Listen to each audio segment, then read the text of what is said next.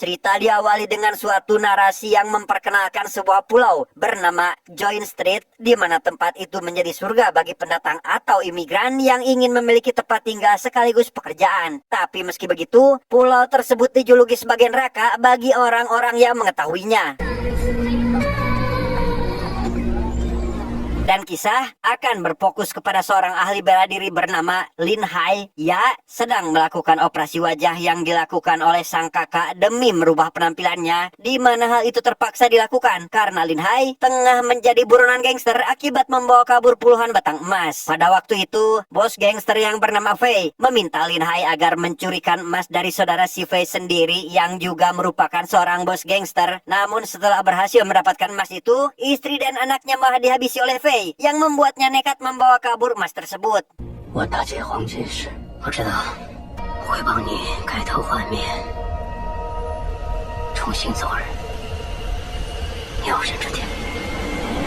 Sebelum kita mulai ceritanya, jangan lupa untuk subscribe, tekan tombol lonceng, dan like agar tidak ketinggalan cerita-cerita lainnya.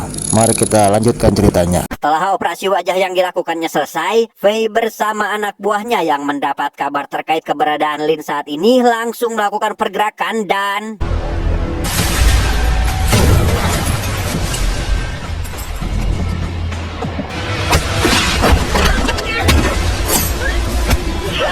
Di tengah pertarungan yang masih berlangsung, Lin bisa dengan mudah mengalahkan para anak buahnya. Namun ia tetap dibuat kesulitan oleh Fei yang juga memiliki ilmu bela diri yang hampir sama dengan dirinya.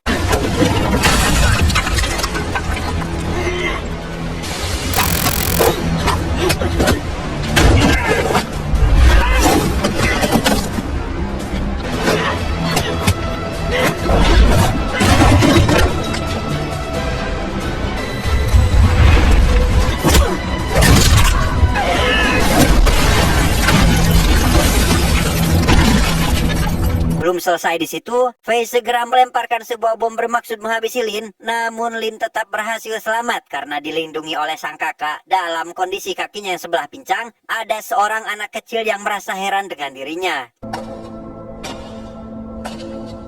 15 tahun kemudian, Lin yang kini menggunakan nama samaran Chen bekerja sebagai juru masak di sebuah restoran milik seorang janda bernama Mina, di mana keterampilan bela dirinya juga diterapkan ketika dia sedang memasak, yang hal itu secara tidak langsung menarik minat para pengunjung.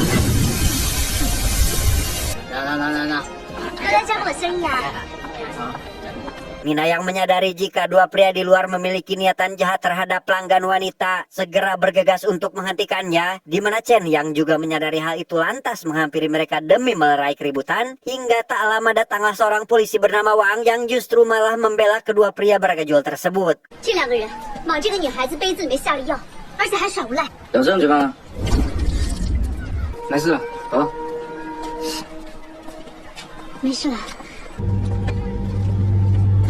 Di tempat lain, seorang anak bernama Xiao yang baru pulang sekolah dihadang oleh dua murid sekelasnya. Mereka protes karena dilaporkan tidur saat jam pelajaran masih berlangsung. Namun Xiao sama sekali tidak dibuat takut dan...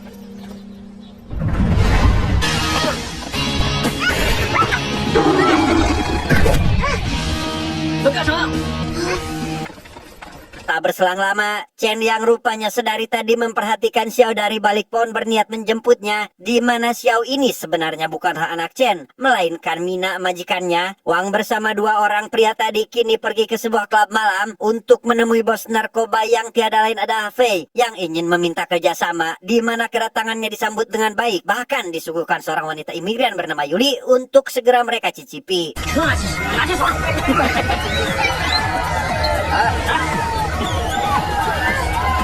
Yuli yang pada kenyataannya tidak ingin berbuat kemaksiatan seketika memberontak yang membuat Fei emosi, di mana Wang yang tidak tega melihatnya lantas menghentikan Fei agar tidak perlu berbuat seperti itu, sekaligus menenangkan Yuli agar merasa aman berada di sampingnya. Setelah memberi Wang muka, Fei yang mendapatkan informasi jika Wang adalah mata-mata dari kepolisian segera melarikan diri. Hingga sesampainya di sebuah gang sepi, ia pun mengerahkan anak buahnya demi menghabisi Wang, tetapi...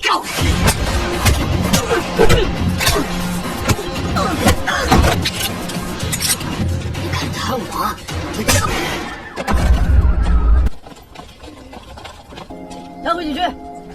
Sementara itu, Chen dan Mina kini tengah merayakan hari ulang tahun Xiao, di mana permintaan Xiao yang ingin Chen menjadi ayahnya membuat suasana sedikit canggung. Namun di tengah kecanggungan itu, Yuli tiba-tiba datang menggedor pintu bermaksud untuk meminta pertolongan. 被人骗了红茶被扣押，我好不容易逃出来。你先进来吧。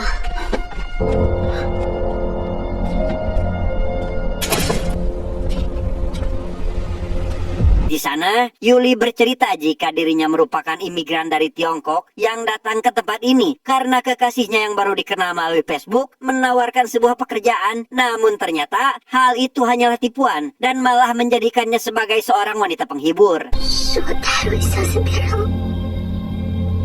你放心啊，今天晚上呢，就安心在我这住下好了。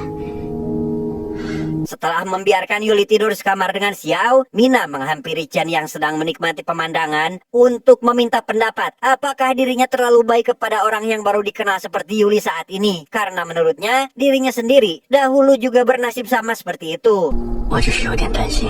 我刚才看到他的时候呢，突然想到了当年的我自己。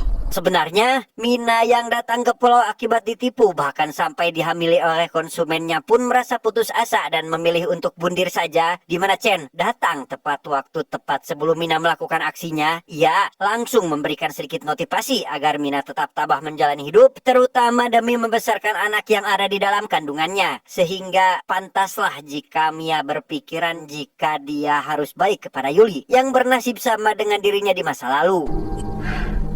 也不怎么了，回去睡觉吧。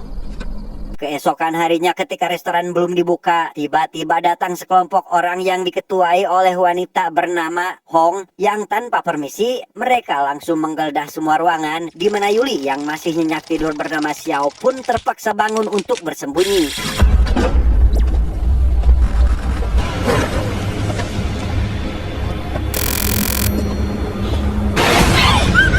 Sial bagi Yuli, dirinya harus tertangkap oleh anak buah Hong. Bahkan Xiao yang tidak mengetahui apa-apa juga ikut dibawa oleh mereka. Di mana Chen yang menyadari hal itu tidak dapat melakukan pengejaran akibat kaki sebelah kanannya yang tidak senormal dulu lagi.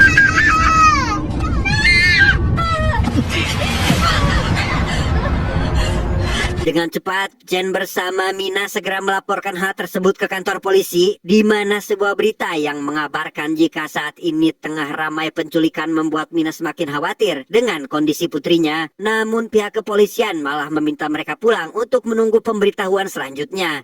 你们回去等消息吧。不是应该立即出警吗？警方办案有自己的流程，别跟他们废话了，走。 Wang yang menyadari jika wanita yang ada dalam foto merupakan sosok wanita yang ditemuinya saat di klub malam, langsung menemui Fei untuk melakukan interogasi. Dan setelah mendapatkan informasi yang dibutuhkan, ia pun segera melaporkannya kepada atasan karena ternyata Fei memiliki keterkaitan dalam kasus penculikan saat ini. 你呀，从小就饥饿，跟你父亲真是一模一样。今天是他的祭祀。 我们一起去看看他。 Bertepatan dengan hari kematian sang ayah, Wang didampingi si atasan untuk melakukan ziarah. Yang mana di sini kita akan diperlihatkan dengan masa lalu Wang, yang rupanya adalah anak yang pada waktu itu melihat Lin Hai meninggalkan kediaman kakaknya. Bertepatan dengan itu, Wang menemukan ayahnya tengah sekarat dan menganggap jika Lin Hai lah pelakunya. 我一定会找到这个凶手。活要见人，死要见尸。 Semenjak hari itu, Wang memutuskan ingin menjadi seorang polisi demi menangkap Lin Hai. Namun si atasan kurang begitu yakin karena menurutnya semua kejahatan yang terjadi di wilayah ini saling terhubung satu sama lain. Sehingga apabila tidak berhati-hati, maka akan menjadi sia-sialah perjuangannya. 目之所及，就是责任。既然这样，我也不多说什么了。 Sementara itu, Chen bersama Mina terus melakukan penelusuran untuk mencari keberadaan Xiao. Bermodalkan gambar plat mobil yang diambil dari rekaman CCTV, mereka berdua akhirnya bertemu dengan seorang pemilik bengkel yang mengaku sempat memperbaiki mobil tersebut sekaligus mengantarkan ke kediaman pemiliknya. 你能确定吗？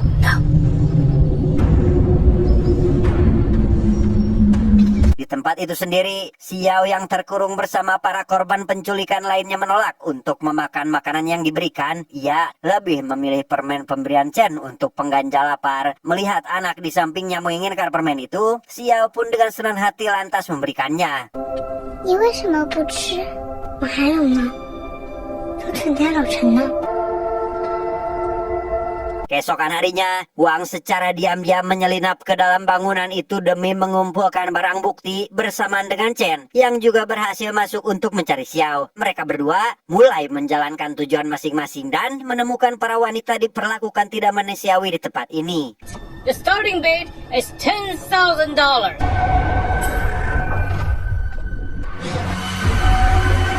Menyadari kedatangan Wang, Yuli segera meminta tolong untuk mengeluarkannya dari tempat itu. Namun Wang yang belum cukup mendapatkan bukti menyarankan Yuli agar bersabar terlebih dahulu. Ia berjanji akan kembali untuk menyelamatkannya.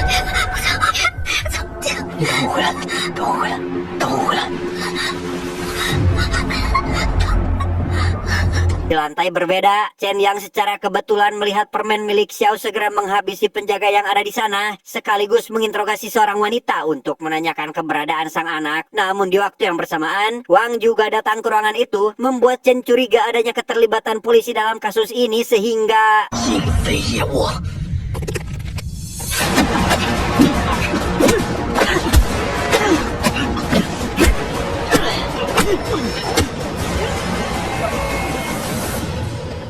Sempat terhenti akibat satu penjaga datang, perkelahian pun kembali berlanjut hingga membuat lemari terguling, sehingga Wang akhirnya menjelaskan jika kedatangannya ke tempat ini adalah untuk mengusut kasus penculikan. Namun karena keberadaan mereka sudah terlanjur diketahui, maka dengan terpaksa mereka harus melakukan kerjasama.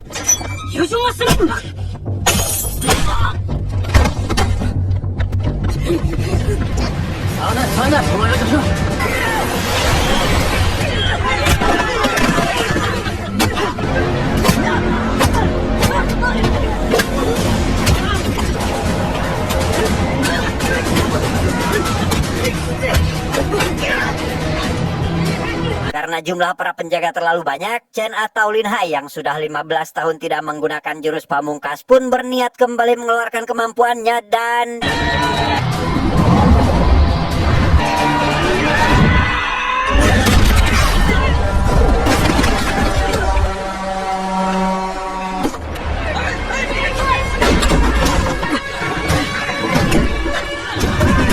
Dalam situasi ini, Wang segera menghubungi rekannya agar menjemput. Namun saat menuruni tangga, ia seketika teringat akan sosok pria pincang yang diduga telah menghabisi ayahnya. Namun karena kali ini tidak memiliki banyak waktu, ia pun memutuskan menyelamatkan diri terlebih dahulu. 他怎么和你在一起？送他去医院，好好照顾。 Karena bukti yang dikumpulkan sudah dirasa cukup, Wang segera menemui atasannya untuk meminta izin melanjutkan penyelidikan. Namun usulannya langsung ditolak karena kelompok yang diketuai oleh Pei terlalu kuat, sehingga akan sangat berbahaya bagi keselamatannya. 对方实力有多深厚，你知道吗？证据就在眼前。你再这样办，会连累我们所有人。我在保护你，明白吗？ Sejenak kita akan dialihkan kepada Pei yang kini sudah cukup tua. Ia adalah Paman Hong karena merupakan anak dari bos gangster yang dicuri emasnya dahulu. Saat ini mereka berdua masih mencari keberadaan Lin Hai karena memiliki tujuan masing-masing, seperti Fei yang ingin mendapatkan emas, sedangkan Hong berniat ingin memberikan perhitungan atas kematian ayahnya. 只要他活着，就一定能找到。 Melihat rekaman CCTV yang menampilkan Chen menggunakan jurus pamungkas, Fei langsung menyadari jika sosok tersebut adalah Lin Hai dengan penampilan barunya setelah melakukan operasi, sehingga ia pun memberitahukan hal itu kepada Hong jika Chenlah orang yang mereka cari selama ini. 你还记得我一直说谁是杀你爸的凶手吗？ 林海洋， 就是他抢走了我们的黄金。 Keesokan harinya, Chen yang baru pulang dari rumah sakit mendapati Hong dan anak buahnya tengah menyandra Mina. Hal itu semata dilakukan oleh Hong karena ingin agar Chen merasakan rasa sakit melihat orang yang disayangnya terbunuh tanpa mampu berbuat apa-apa. 让他体验一下我的痛苦。如果你有种的话，就冲我来。 Di waktu yang bersamaan, Wang yang berniat ingin menemui Chen menyadari jika di dalam restoran sedang terjadi sesuatu. Ia pun segera menghabisi sebagian anak buah Hong yang berjaga di luar demi memberikan kesempatan untuk Chen meloloskan diri sampai akhirnya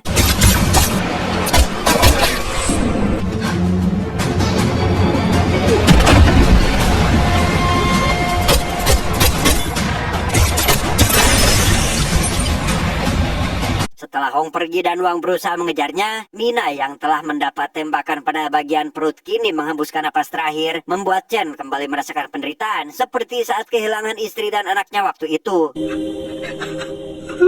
Wang yang kehilangan jejak Hong kini mengajak Chen ke kantor polisi untuk dilakukan penyelidikan atas kasus kematian ayahnya yang terjadi 15 tahun yang lalu. Namun karena Chen belum menemukan Xiao, ia pun menolak ajakan Wang untuk ikut bersamanya. 请你跟我回警局。他妈，您听到没有？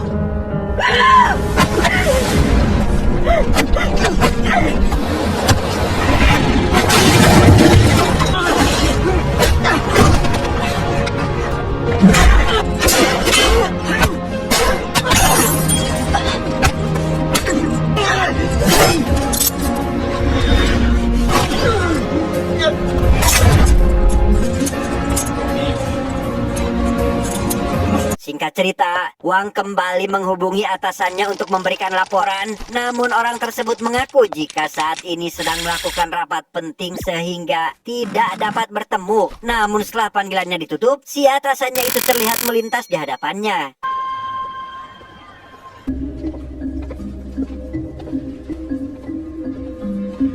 Di sana si atasan yang ternyata selama ini telah melakukan kerjasama dengan Hong pun diminta agar memastikan semua anggota polisi tidak berkeliaran esok hari, terutama Wang yang menurutnya sudah terlalu ikut campur dalam bisnisnya tanpa menyadari jika percakapan mereka didengar oleh Wang yang sengaja membuntutinya.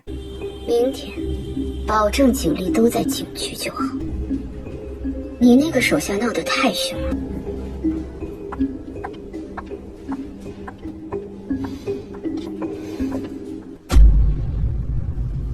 Karena sudah terlanjur ketahuan, si atasan pun menjelaskan jika dirinya terpaksa melakukan semua ini demi menangkap Fei secara tidak langsung. Namun sampai saat ini belum menemukan waktu yang pas untuk melakukannya. Dan hal itulah yang menjadi alasannya tidak ingin Wang berbuat nekat terlebih dahulu. 我相信这个道理你明白。 Sementara itu, Chen kini tengah mempersiapkan diri untuk menemui Fei. Ia menerima panggilan dari Hong yang mengancam akan menghabisi Xiao jika tidak datang ke tempatnya. Sehingga tanpa membuang waktu, Chen pun segera pergi sembari membawa emas yang dicurinya waktu itu. Fei bersama anak buahnya yang menunggu memiliki niat terselubung untuk membuat Chen menderita dengan cara menghabisi Xiao tepat di hadapannya secara langsung. Hingga tak lama orang yang ditunggu akhirnya tiba memberikan sekantung emas untuk ditukarkan dengan Xiao, tetapi 带来了，人呢？量不够吧？ sadar jika emas yang diberikan Chen hanya setengah, Fei yang emosi pun dengan perlahan melukai Xiao, membuat Chen merasa tidak tega dan berjanji akan memberikan sisa emasnya. Namun sesuai rencana barusan, Fei dan Hong sama sekali tidak peduli akan hal itu. 也可以报仇了。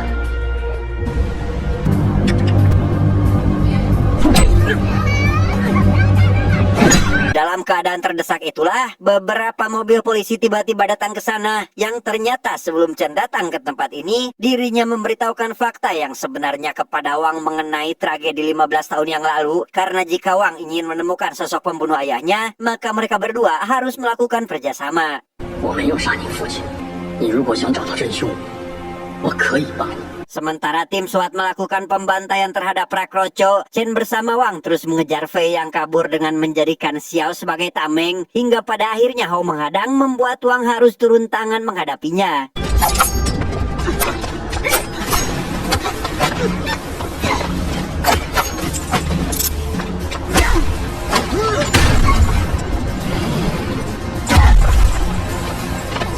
Sesampainya di salah satu atap, Chen menemukan Xiao tergeletak di tempat itu. Namun di waktu yang bersamaan, Fei kembali muncul dengan memegang sebuah remote control yang ternyata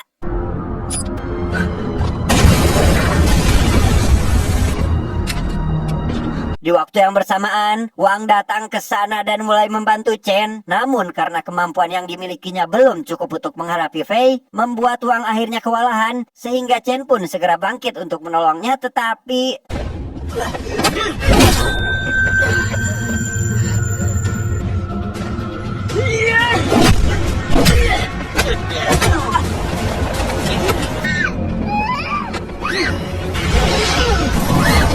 Xiao yang berhasil diselamatkan membuat Fei semakin jengkel terhadap mereka berdua. Namun Chen dengan cepat mendorongnya hingga terjatuh dari lantai tersebut. Yang mana di situ Chen yang menyadari kedatangan Hong lantas memberikan pertanyaan jebakan kepada Fei terkait alasannya ingin menghabisi ayah Hong di masa lalu sehingga 当年洪老大当主你了吗？不起我，他就得死。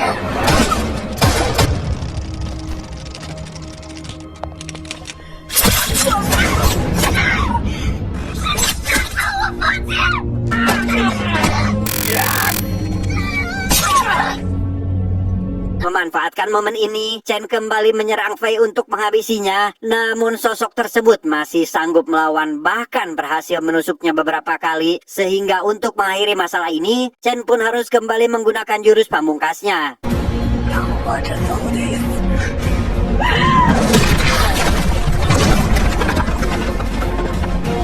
Tak berselang lama, Wang segera menghampiri Chen yang kini terluka parah. Bersamaan dengan itu, si atasan juga datang bermaksud untuk menghabisi Fei. Yang mana di situ, si atasan secara kebetulan mengatakan sebuah kalimat yang menjadi petunjuk kematian ayahnya. Sehingga Wang memiliki rencana untuk memastikannya terlebih dahulu.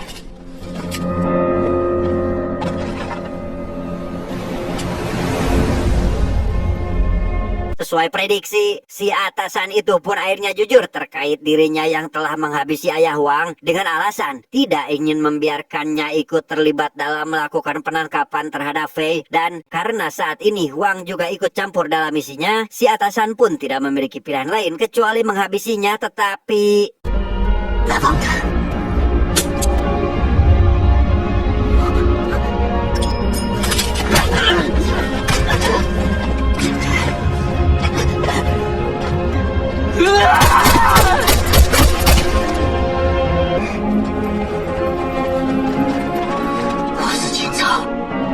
Singkat cerita, Wang segera menjemput Yuli sesuai janjinya, sedangkan Chen yang mendapatkan luka parah kini didampingi Xiao yang tidak ingin kehilangannya, membuat Chen teringat akan masa-masa kebersamaan mereka, namun takdir harus memisahkannya kali ini.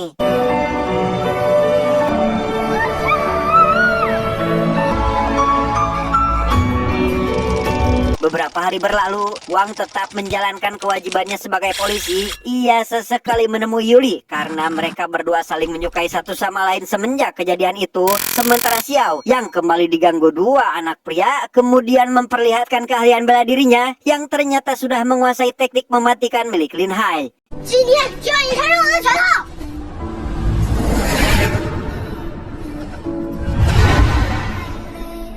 Tamat, ending yang sangat membagongkan.